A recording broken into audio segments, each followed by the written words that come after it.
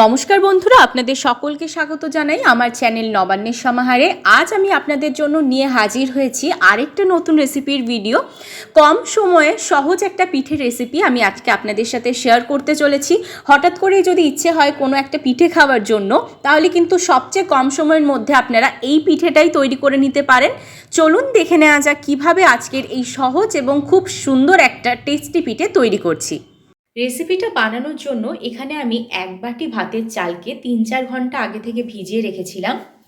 এবার এটাকে আমি এই জল সমেতই মিক্সিং জারের মধ্যে দিয়ে একটা স্মুথ পেস্ট কিন্তু তৈরি করে নেব।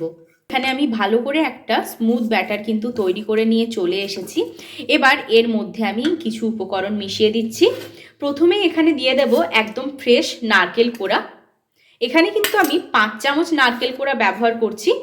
এই রেসিপিটা বাড়িতে একবার অবশ্যই বানিয়ে দেখবেন। খেতে যেমন সুস্বাদু হয়, বানানো কিন্তু হয় তেমনই সহজ। এবার এখানে নারকেল কোড়াটা দিয়ে দেওয়ার পর এখানে আমি দিয়ে দিচ্ছি চিনি। চিনিটা সবসময় আপনারা আপনাদের স্বাদ অনুযায়ী ব্যবহার করবেন, তবে এখানে আমি 1/2 কাপ চিনি ব্যবহার করলাম, কারণ সবাই একই রকম মিষ্টি খেতে পছন্দ করেন না, কেউ বেশি আর কেউ কম করেন, সেজন্য আপনারা আপনাদের স্বাদ অনুযায়ী মিষ্টিটা ব্যবহার করবেন। এবার এখানে দিয়ে দিচ্ছি পরিমাণ মতো নুন।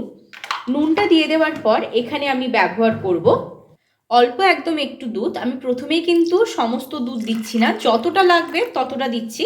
অল্প অল্প দুধ দিয়ে কিন্তু আমি ব্যাটারটা তৈরি করে নিচ্ছি। দুধ দিয়ে দিলাম, এবার ভালো করে ব্যাটারটা আমি এখানে মিশিয়ে নিচ্ছি। যদি আর দুধ লাগে তাহলে কিন্তু আমি এখানে দুধটা ব্যবহার করব।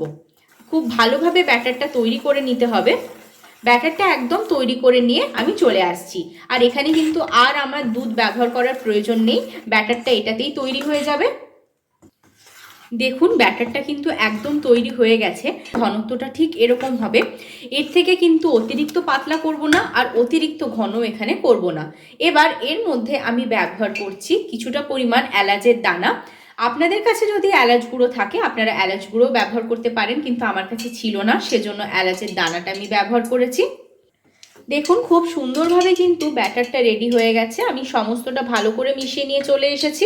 এদিকে দেখুন আমি কিন্তু গ্যাস জ্বালিয়ে কড়াই বসিয়ে তার মধ্যে দিয়ে দিয়েছি পরিমাণ মতন সাদা তেল। তেলটাকে ভালো ফ্লেমে, হাই ফ্লেমে একদম গরম করে নেব। তারপর যখন আমি ব্যাটার থেকে অল্প অল্প দেব তখন কিন্তু ফ্লেমটা মিডিয়ামে করে দেব। এবার আমি ব্যাটার থেকে 1 হাতা মতো নিয়ে দিয়ে দিচ্ছি এই গরম তেলের মধ্যে। আর এই মুহূর্তে কিন্তু গ্যাসের ফ্লেমটা আমি করে দিচ্ছি মিডিয়ামে, দিয়ে ভালো করে এটাকে আমি হতে দিচ্ছি। দেখুন কত সুন্দরভাবে এটা ফুলে উঠেছে। একটু সাইড থেকে এরকমভাবে তেলটা ছিটে ছিটে দিলেই কিন্তু এরকমভাবে ফুলে উঠবে। আমি উল্টে দিলাম, একই রকমভাবে এই দিকটাও করে নেব। এইভাবে প্রত্যেকটা করে নেব। আর আমি এইভাবে যেভাবে বানাচ্ছি সেভাবে যদি আপনারাও বাড়িতে বানান, প্রত্যেকটা কিন্তু এই একই রকমভাবে ফুলবে। দেখুন এবার এই দিকটাও হয়ে গেছে। এবার এটাকে কিন্তু আমি তুলে নেব। আর এই মুহূর্তে গ্যাসের ফ্লেমটা আমি একদম মিডিয়ামে রেখেছি। এবার এইভাবে একটু একটা ছানটা নিয়ে নিয়েছি যাতে একটু তেলটা ভালোভাবে ছেঁকে দেওয়া যায়। অনেকটাই তেল রয়েছে, সেজন্য এইভাবে কিন্তু তেলটা একটু ঝরিয়ে নিচ্ছি। দেখেছেন কতটা তেল রয়েছে। তেলটা এইভাবে করলে কিন্তু ঝরে যায় খুব ভালোভাবে। এবার এটাকে আমি রেখে দিলাম একটা পাত্রের মধ্যে। আবারও কিন্তু একই রকমভাবে এখানে আমি দিয়ে দিচ্ছি ব্যাটারটা। হাতা মেপে দিচ্ছি, আপনারা চাইলে বাটি মেপেও দিতে পারেন।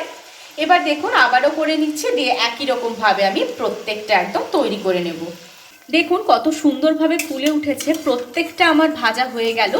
এবার এটাকেও আমি উল্টে নিচ্ছি, দিয়ে এটাকেও ভেজে নিয়ে তুলে নিয়ে একদম ভালোভাবে আপনাদের সামনে সাজিয়ে নিয়ে তারপর ফিরে আসছি।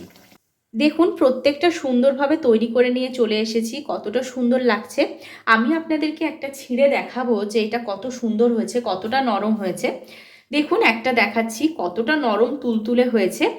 একবার ভালোভাবে আপনাদেরকে দেখাচ্ছি কাছ থেকে, কত সুন্দরভাবে লেয়ারটা বোঝা যাচ্ছে।